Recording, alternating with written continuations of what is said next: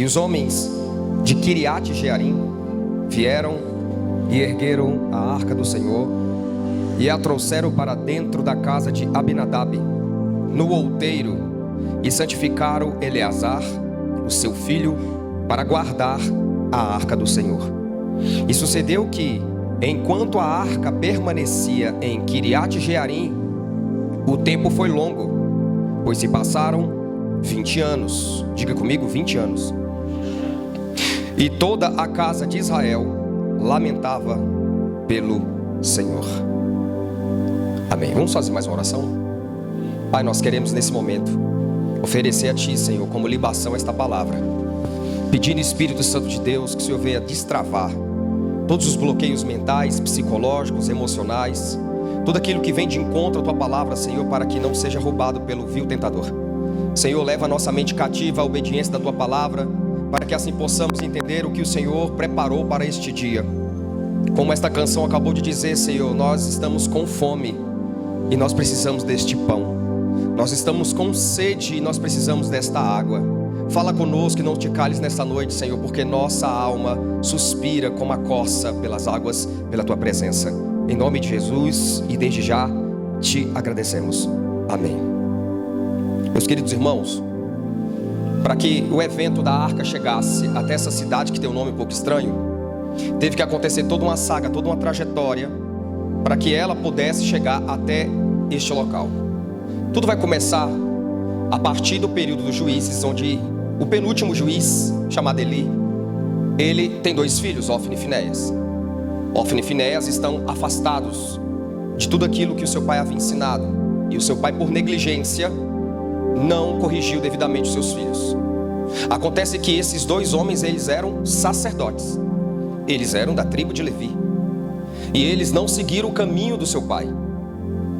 A partir do momento em que Deus coloca um profeta anônimo para chegar dentro da tenda de Eli e o exortar, dizendo que ele havia amado mais os seus 2 filhos do que o próprio Deus, você já começa a entender que a situação na casa de Eli não era normal. Acontece que, certa feita, acontece uma guerra, e essa guerra vai se deflagrar dentro de um campo chamado Ebenezer. E nesse campo chamado Ebenezer, na primeira leva da guerra, o exército de Israel começa a ter baixa no exército e começa a ser derrotado. E a ideia infeliz de Ofni, que era o mais velho, foi de: vamos até a tenda da congregação e vamos pegar a arca da aliança e vamos levar para o meio da guerra, vamos levar para o meio do campo, e aí naquele momento nós cremos que o Senhor dos Exércitos vai nos dar essa vitória. E o que eles fizeram? Foram até lá, pegaram a arca da aliança, eles levaram então nos seus ombros para o meio do campo de batalha que ficava em Ebenezer. Acontece que eles, achando que venceriam esta guerra, o exército filisteu, ao saber que a arca estava chegando, eles ficaram ao primeiro momento atemorizados. O povo ficou jubilante, porque a arca estava no meio da guerra, pela primeira vez na história. Mas o capitão do exército filisteu começou a dizer: vocês serão escravos do povo de Israel? Nós não vamos aceitar isso, porque independente da presença do Deus deles está no meio da guerra em Ebenezer, nós também vamos guerrear, porque nós temos o nosso Deus Dagom. E foi assim que aconteceu. Eles foram, começaram a levantar suas espadas, começaram a derrotar todo o exército de Israel. E acredite, 30.000 homens morreram naquele dia. Nisso, Ofni e Finéias. Então o mensageiro da tribo de Benjamim, assustado, cheio de pó na sua cabeça, a Bíblia vai dizer que ele correu e voltou até Siló para dar a notícia. E quem estava sentado na porta da tenda da congregação? Um homem que já estava cego, com sobrepeso, para não dizer obeso, sentado numa cadeira, e ouve um alarido, um grito de multidão desesperada. Ele fica também atemorizado e vai perguntar o que aconteceu, até que chega este mensageiro de Benjamim, dizendo: os seus 2 filhos levaram a arca da aliança para o meio da guerra, 30.000 homens morreram, e a arca foi levada pelos filisteus. Ele ficou desesperado, que tropeça, cai da cadeira, quebra o pescoço e morre. Essa mesma notícia vai ser chegada agora à mulher de Finéias, que está grávida, prestes a dar à luz a um menino. Esta mulher ouve a notícia de que a arca foi levada, de que o seu cunhado morreu, de que o seu marido morreu e agora o seu sogro morreu, ela começa a ter fortes contrações. Ela então dá à luz a um menino e vai chamá-lo de Icabode, que significa a glória se foi de Israel. E antes de morrer, ela diz: a responsabilidade da glória ter sido levada de Israel foi por causa do meu sogro Eli e do meu marido Finéias. Ela não vai culpabilizar o cunhado, não se sabe porquê, e morre. Acontece que a arca foi levada agora para os termos de uma cidade da Filístia chamada Asdod. E ela foi colocada num templo de um deus chamado Dagon.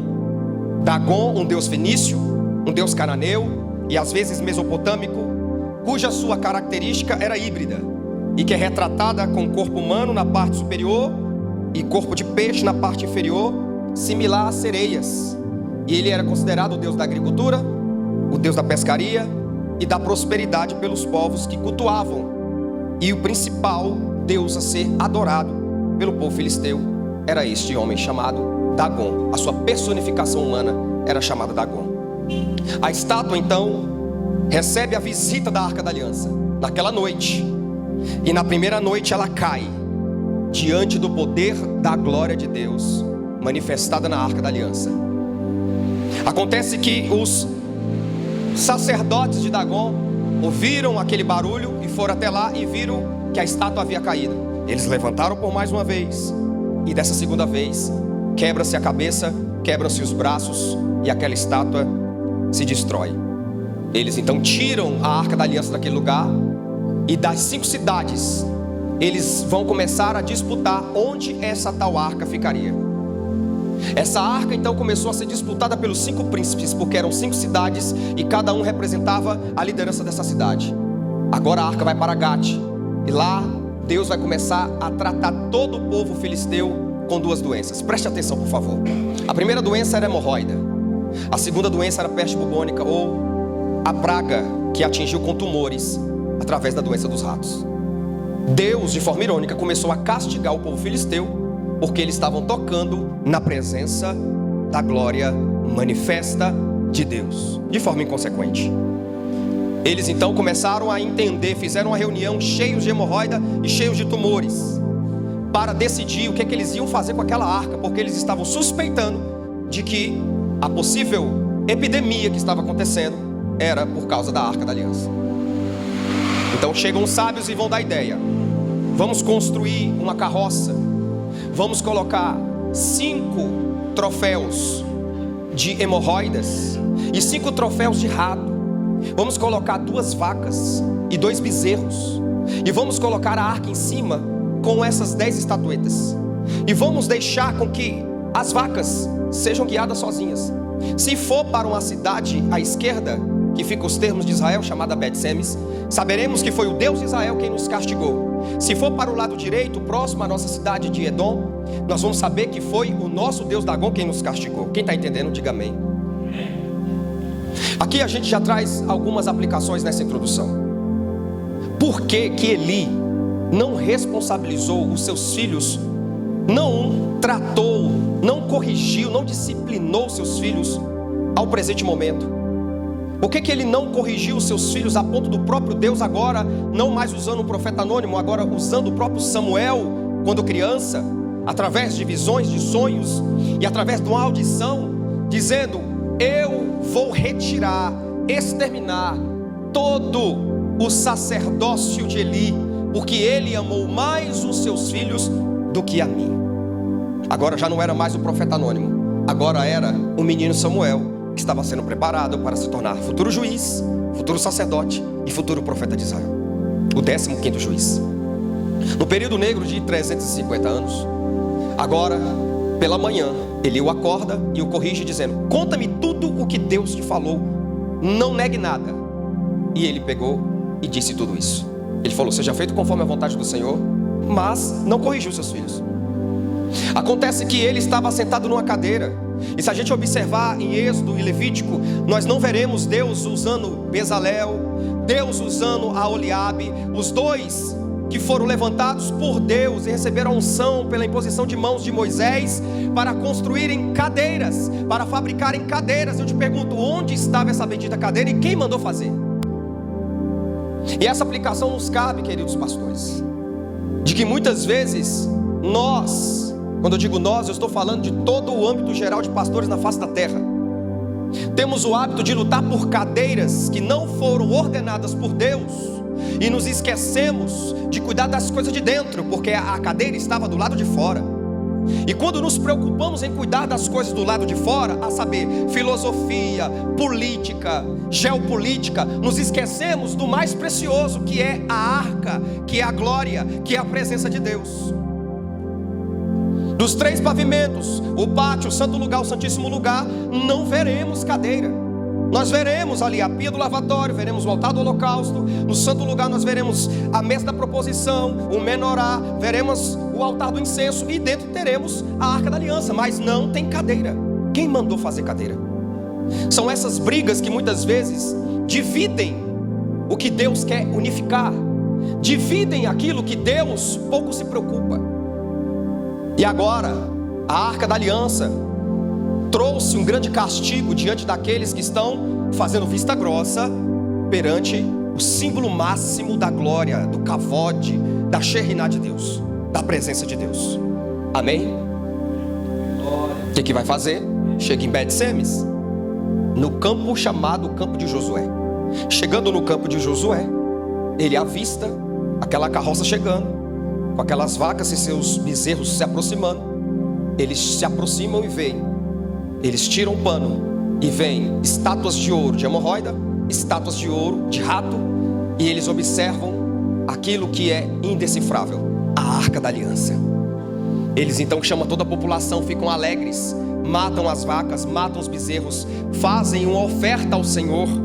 E eles, por curiosidade, sabendo do que está dentro da tampa do propiciatório, o que está registrado dentro da arca da aliança, a saber, uma porção do maná, a vara de Arão que floresceu e as 2 tábuas da lei, eles tiram, querido pastor, a tampa, o caporete, e eles vão olhar o que tem dentro da arca. E a Bíblia vai dizer que 70 homens morreram instantaneamente naquele dia. Eu estou falando de uma cidade chamada Bet-Semes, quer dizer a casa do sol. Eu estou falando do lugar onde o povo adorava e cultuava o nome do Deus Jeová.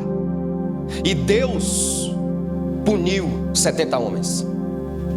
Eles então ficaram atemorizados, então fizeram um questionamento: quem subirá esta arca desde nós? Ou seja, quem vai ficar com esta arca? Porque aqui não vai ficar mais. Ninguém queria cuidar da arca, ninguém queria se responsabilizar por causa do temor que se propagou naquela cidade de Bet-Semes. Eles então tiveram uma ideia, uma cidade a 16 quilômetros, chamada Kiriat Jearim. Eles falaram: vamos até lá, vamos chamar os anciãos, para que ele então venha buscar essa arca, porque nós não vamos levar, e que ele cuide dessa arca, porque a partir de então ela não vai ficar aqui nos nossos termos. E eles sabiam que estava se tratando da glória do Senhor. Aqui a gente entende que eles não queriam a glória do Senhor. Tem alguém me entendendo? Kiriat Jearim então recebe. A liderança da comunidade chamava-se Abinadab. Abinadab então recebe esta responsabilidade pelos anciãos de cuidar da arca. Porque qual era o objetivo de cuidar da arca? Até ser o tempo oportuno, o tempo Kairos, que Davi se levantasse e pegasse a arca onde ela estivesse e levasse até Jerusalém, e levasse até Sião, para que ficasse próximo à sua casa, ao seu palácio em Sião. Acontece que quando chega na casa de Abinadab, ele tem 3 filhos. Ele vai levantar o primogênito, chamado Eleazar. A Bíblia diz, no versículo de número 1, que eles abençoaram, que eles separaram, santificaram Eleazar, o filho primogênito, para guardar a arca do Senhor. Nos tempos de Josué, essa cidade chamada Kiriat Jearim, que significa cidade das florestas, cidade das árvores, foi chamada de Kiriat Baal. Opa, Entendemos, portanto, que esta outrora era uma cidade que cultuava, me ajuda a pregar, a Baal. O maior arquirrival da adoração daquele período, que tirava muitas vezes a adoração do povo que cultuava a Adonai para cultuar a Baal, para cultuar ao Senhor, porque Baal é uma forma de tratamento. Da mesma forma que Adonai é uma forma de tratamento, que Elohim é uma forma de tratamento, eles denominavam Baal, o Deus dos fenícios, Deus dos filisteus, o Deus dos cananeus, para cultuar também, que era o Deus da prosperidade, o Deus do cultivo, da agricultura, da pecuária. O que eles fizeram então? Quando Josué invade e domina aqueles termos, ele então muda o nome para Baalá de Judá. E esse Baalá de Judá, que significa lugar dos senhores, lugar dos anciãos, era um lugar onde todos os aposentados anciãos iam para morar e passar o resto dos seus dias. Tem alguém entendendo, irmãos? Kiriat Jearim foi uma cidade estratégica para ficar com a arca. Só que o objetivo da arca não era ficar por muito tempo naquele lugar, era regressar e voltar ao domínio do Senhor através do segundo rei Davi agora. Acontece que estes 3 filhos de Abinadab, um era Eleazar, o outro era Uzá e o outro era o Aiô. A Bíblia vai dizer, acompanhe comigo por favor, versículo de número 3, que Samuel falou a toda a casa de Israel dizendo, perceba, se verdadeiramente retornardes ao Senhor de todo o vosso coração, então ponde de lado os deuses estranhos e remova Astarote do meio de vós, e preparai o vosso coração para o Senhor, e servi a Ele somente, e Ele vos livrará da mão dos filisteus. Acontece que o povo não estava mais cultuando ao Senhor Jeová, a não ser no Shabat, numa sexta-feira, a partir das 18 horas, até o sábado às 18 horas, eles faziam todo aquele rito religioso. Só que quando acabava-se o Shabat, eles voltavam a cultuar a esses 2 deuses, a saber, Astarote e Baal. De quem eu estou falando? Do povo que dizia, somente Ele é o Senhor. O povo que dizia, Shema Israel, Adonai Eloheinu, Adonai Echad. Ouça Israel, o nosso Senhor é o único e Ele é o nosso Deus. Só na sexta-feira e no sábado, irmão, porque nos outros dias eles adoravam a Astarote e a Baal. Grave este nome, Astarote e Baal. É por isso que no versículo de número 2, lá no final, vai dizer que muito embora a arca tenha ficado 20 anos na casa de Abinadab, o povo subia para se lamentar ao Senhor. O povo subia para suplicar ao Senhor. O povo subia para chorar na presença do Senhor. Mas não era choro de alegria, era choro de pesar, era choro de humilhação. Porque durante 20 anos na casa de Abinadab não houve nenhum milagre. Deus não se manifestou. Deus não promoveu nenhuma ação miraculosa. Deus não se manifestou. E a razão agora nós vamos tentar entender. Quem é Astarote? Astarote é uma das concepções da divindade mais antigas do homem, tendo passado por diversas civilizações com nomes diferentes como Astarte, Ista, Ísis, Afrodite, Vênus. E hoje ela ainda existe. Sabe onde ela está? Na nossa moeda. Aquela imagem que nós vemos e damos o nome de Semiramis, mãe de Nimrod, é essa aqui, é Astarote. Está muito perto da gente do que a gente imagina. Essa mesma divindade era cultuada e adorada. Ela era exaltada na prostituição, nas orgias, no homossexualismo, no lesbianismo, na fornicação e toda sorte de coisas impuras relacionadas ao sexo. Vejamos, pois, que o sexo não é o problema em si, mas é a idolatria a esse problema que estava entre o povo de Israel. Quem está entendendo, irmãos? E aí nós temos Baal, o Deus da produção agrícola, o Deus da produção da fertilidade no tempo da colheita. Nós temos aqui 3 festas e 3 festas de colheitas principais das 7 festas que existem na Bíblia em Levítico 23. Nós temos a Páscoa, que nós estamos nos aproximando, que é o período em que você vai plantar. Conta-se 50 dias, 49 dias mais um. Tem o tempo da colheita, que é Shavuot, que é Pentecostes. Contando-se Pentecostes, 3 meses depois, nós temos tabernáculos. E em tabernáculos é a última festa da colheita. Provavelmente foi em tabernáculos, que é a colheita do trigo.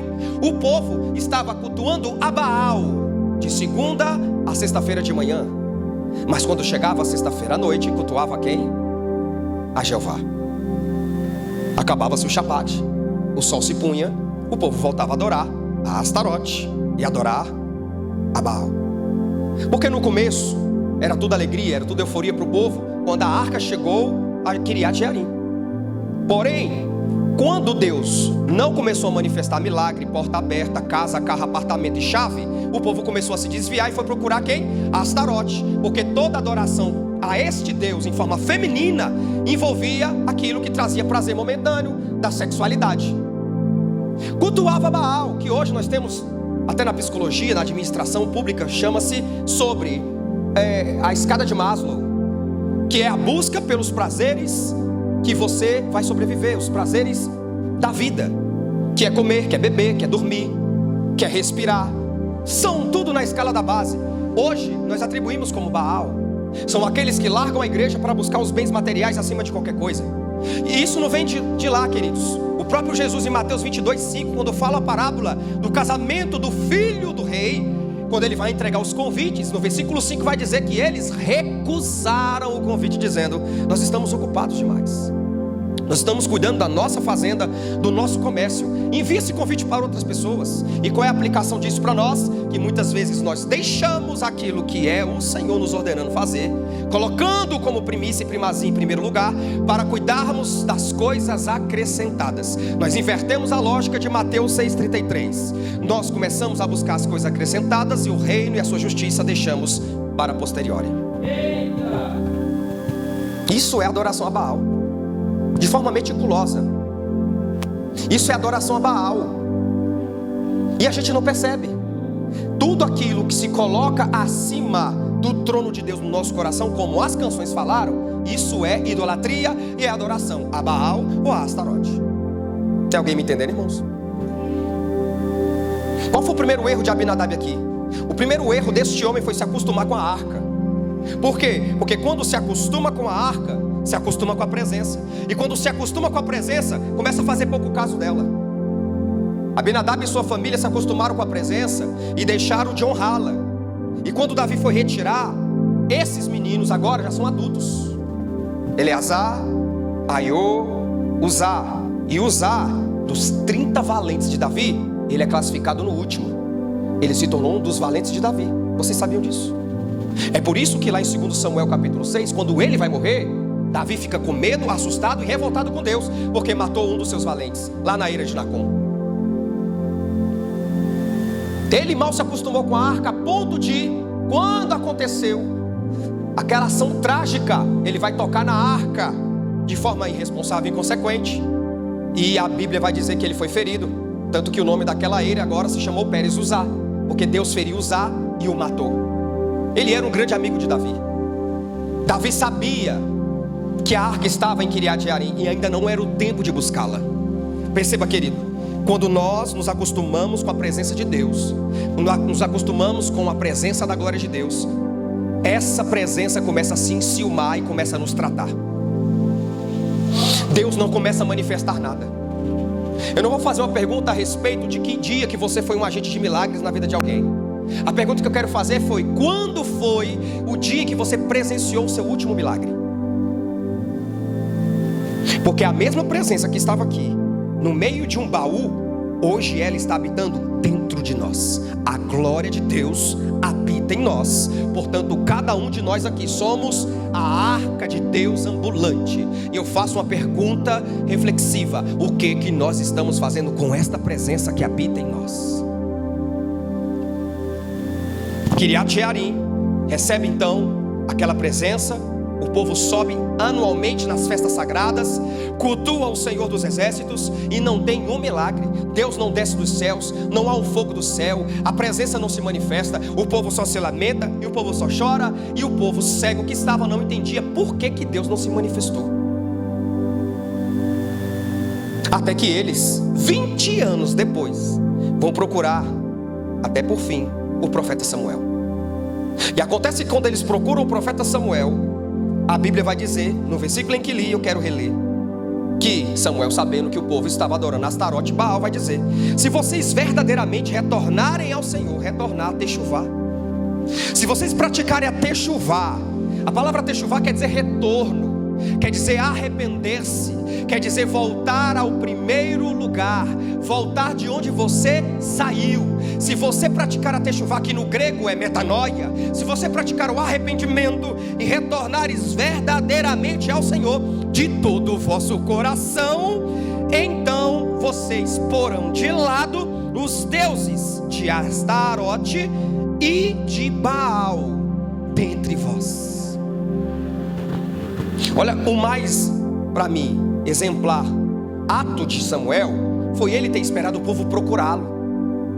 Ele não corrigiu o povo, porque Deus falou: fique quieto, porque eu vou tratar com esse povo, eu vou tratar com todas as tribos de Israel.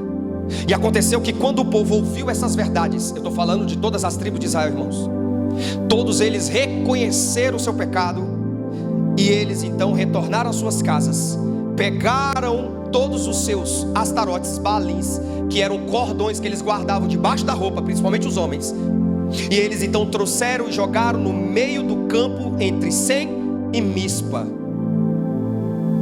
nesse mesmo lugar onde Samuel estava exortando o povo.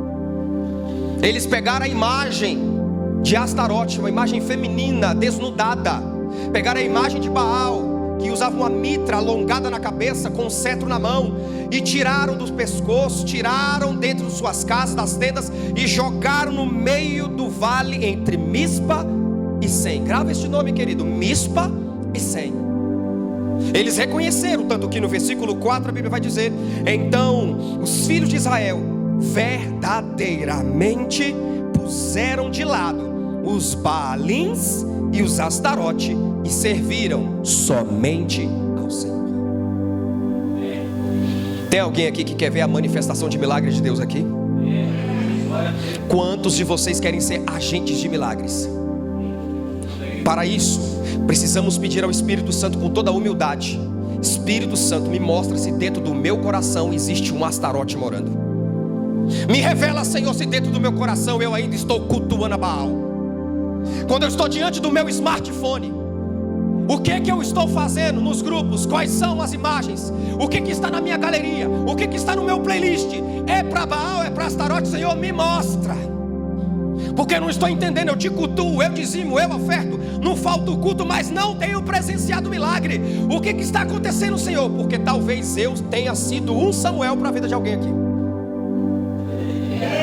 Quando você abre o seu Instagram, quando você vai entrar no seu TikTok, o tempo que você investe naquilo é para a edificação do templo que a glória de Deus está, ou é para a adoração a Astarote ou Baal?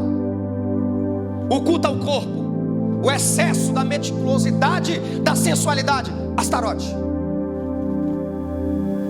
A busca desenfreada pelos bens materiais, pela materialidade, Baal. Esquecendo que em Mateus 6, dos versículos 25 a 34, diz: não andeis ansiosos por coisa alguma, nem pelo que haveis de comer, nem pelo que haveis de beber, nem pela vossa vida pelo que haveis de vestir.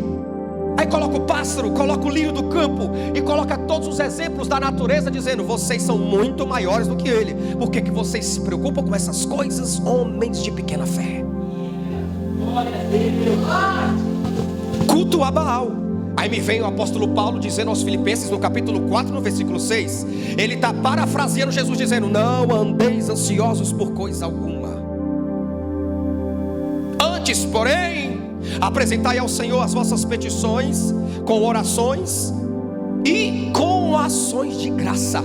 Aí o versículo 7 maravilhosamente vai dizer: e a paz de Deus, que excede todo entendimento, guardará a sua mente e o seu coração em Cristo Jesus. Astarote e Baal precisam sair da nossa mente e do nosso coração em Cristo Jesus. Precisamos hoje reivindicar a paz, o shalom do eterno sobre a nossa mente, sobre o nosso coração. Você pode fazer isso por mim? Começa a fazer isso também. Senhor, vem com a tua paz sobre a minha mente e sobre o meu coração. Faça aí, igreja, faça aí. Coloca a sua mão na sua mente e fala: Senhor, que a tua paz esteja na minha mente e no meu coração, porque o maior campo de batalha é a nossa mente. E quando dizemos mente, não estamos dizendo cérebro, não estamos dizendo as massas cinzentas, nós estamos falando da nossa psique humana, desse órgão invisível, que ele é deflagrado todos os dias, uma guerra interminável, inclusive quando a gente está dormindo. Hoje o Senhor está, por meio da palavra, nos dizendo: arranque de vosso meio qualquer astarote, qualquer Baal, que estão tirando o Senhor dos exércitos do meio do vosso coração. Segundo o erro de Abinadab, ele cuidou da arca e depois ela se tornou um peso para ele. Aqueles 20 anos no início foi maravilhoso, e agora, para muitos, como foi no tempo de Abinadab, cuidar da obra, cuidar do ministério, se tornou um peso, uma obrigação. Por isso nada de sobrenatural acontece na vida daquele que começou a ver o ministério com peso, a obra com peso, vir para a igreja um peso. Pode ter certeza que esse peso não é o da glória, porque a glória tem com significado no hebraico kavod. Kavod quer dizer peso. Diga comigo, peso. Hoje nós precisamos do peso da glória, não do peso das obrigações, da estafa, dizendo: misericórdia, tem que ir para a igreja, tem que fazer isso, tem que me reunir com o pastor quer fazer discipulado, quer fazer gabinete, tem misericórdia, Santo Deus. Peso, como que quer a manifestação da glória, levando a mais maravilhosa presença com peso? Quando a gente começa a fazer as coisas sem consultar ao Senhor, sem cobertura, sem aconselhamento, sem direcionamento do Senhor, conforme está em Provérbios 16, do homem são as preparações do coração, mas a palavra final vem da língua do Senhor. Pode ter certeza que o fracasso é iminente, o fracasso é breve. E Deus nessa noite está nos dizendo: eu, o Senhor, te darei toda a direção, te darei o norte, te darei toda a diretriz. Se você depender de mim exclusivamente, eu vou te nortear. Terceiro erro de Abinadab, já para concluir: Abinadab não demonstrou gratidão em ter a arca na sua casa. Ele não foi grato. Quando uma pessoa se torna familiarizada demais com a presença, vai se tornar igual Marta. Porque Marta, a postura dela foi de repreender Jesus lá em Betânia, a respeito de Maria que estavam adorando. Ela então vai chamar a atenção de Jesus, em vez de chamar a atenção de Maria, dizendo: Senhor, esta mulher que está aí sentada não está fazendo nada.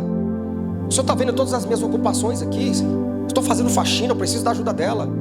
Jesus então vai dizer 2 vezes: Marta, Marta, por que te enfadas com tantas coisas? A tua irmã procurou apenas uma e essa não lhe será tirada. A adoração. Muitas vezes a gente tem que pisar o pé no freio e dizer: Senhor, eu preciso agora ir para os teus pés. Eu estou pegando demais a mão na vassoura. Está na hora de ir para o teu joelho, está na hora de ir para os teus pés, está na hora de chorar, está na hora de beijar os teus pés, está na hora, Senhor, de lamentar diante de ti, está na hora de te ouvir, Senhor, está na hora de eu praticar como um talmidim, como um discípulo teu, Senhor, aquilo que o Senhor tem para mim. Da mesma forma que a gratidão é a mãe de todas as virtudes, queridos, a ingratidão é a mãe de todos os defeitos de caráter. E às vezes é assim na vida da comunidade também. O coração de Abinadab é o coração daqueles que acham que estão fazendo além da conta. Já estou fazendo demais, Deus me entende, e que o céu deve gratidão a você. Eu já ouvi muitos dizerem assim: eu já fiz muito na obra de Deus, agora eu vou dar um tempo, vou descansar, vou tirar umas férias, vou parar um pouquinho. Isso é ingratidão a Deus. No reino de Deus não há férias, não há recesso, só na glória, só no milênio. Foi onde o profeta, vendo o povo não honrando a presença, fazendo a obra com peso, sendo ingrato, cultuando Astarote, cultuando a Baal, começando a ver aquele povo religioso hipócrita, que ele convoca o povo e começa a dizer a eles, versículo 5, e Samuel disse: congregai todo Israel em Mispá, e eu orarei por vós ao Senhor. E aqui é para nós, pastores, esse é o nosso papel. Muito embora saibamos que tem muitos na nossa igreja que é só o sangue de Barrabás.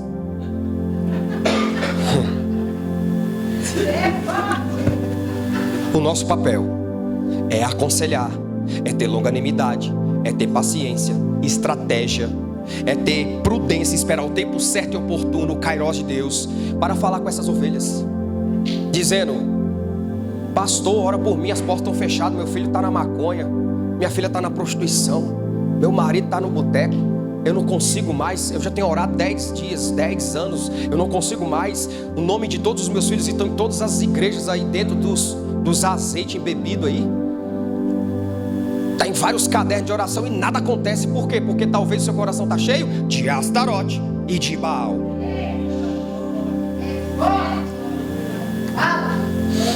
Aí nosso papel vai ter que ser como de Samuel, dizendo: vocês precisam hoje verdadeiramente adorar ao Senhor.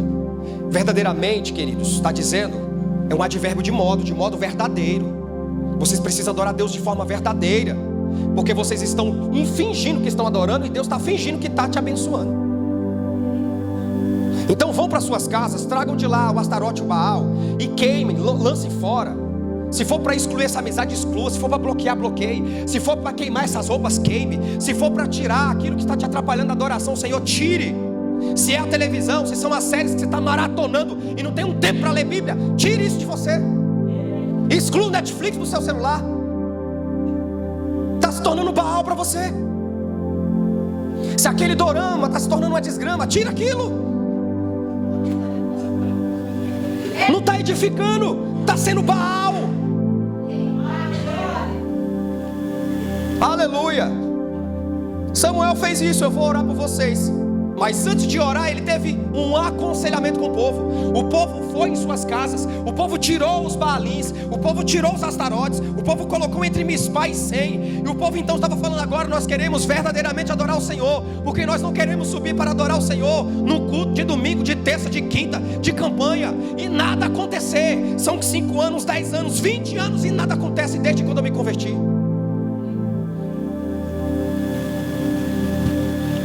Ele então começa a orar, versículo de número 6. Eles se reuniram então em Mispa. Aleluia. Grave esse nome, Mispa. Eles se reuniram onde, irmãos? Em Mispa. Mispa significa torre de vigia. Eles se reuniram na torre de vigia, no lugar de observação. Ou seja, eles se reuniram no lugar onde Deus começou a vigiar.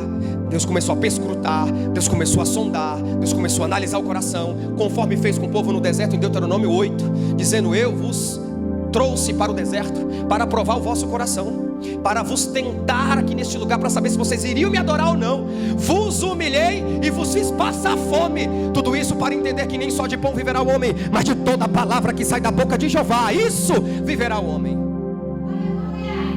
O povo foi para Mispa, para a torre de vigia, para ser provado, observado, analisado por Deus. Deus nessa noite está analisando corações. Deus nessa noite está perscrutando, sondando os nossos corações, para ver se nós somos dignos de receber aquilo que Ele quer nos dar.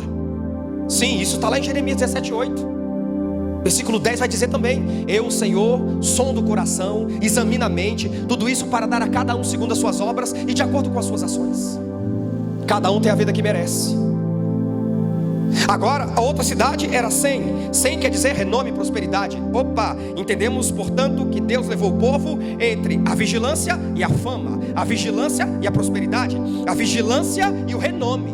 Precisamos entender que quando Deus nos dá coisas é para nos provar se somos dignos de continuar recebendo cada vez mais. Agora quem vai nos dar é o Senhor. Quando Ele nos tirou do império das trevas, quem está nos oferecendo, nos dando tudo é o Senhor. É a mão forte do Senhor. É o El Shabaô que está nos oferecendo, nos dando. Amém, irmãos? Se um dia nós cultuamos a Astarote e a Baal, hoje quem nos abençoa é o nosso Senhor, o Eterno. E aqui concluo. O povo ouviu um exército se aproximando. Era o exército filisteu. O exército filisteu se aproximou para matar o povo, porque eles estavam reunidos e pensaram: é agora, vamos matá-los.